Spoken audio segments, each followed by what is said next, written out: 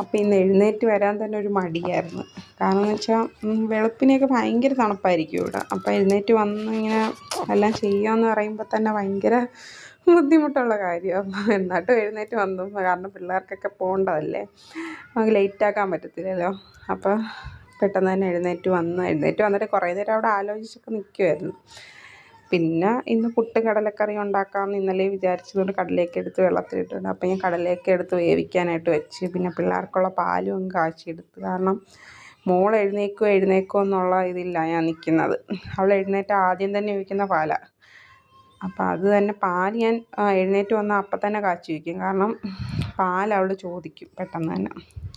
എൻ്റെ ഈ കൈ ഇങ്ങനെ ഇറങ്ങി വരും, ജോലി ചെയ്യാൻ സമ്മതിക്കത്തില്ല. ഇതിനകത്ത് ഇങ്ങനെ വെള്ളം പിടിക്കുമല്ലോ പെട്ടെന്ന് തന്നെ.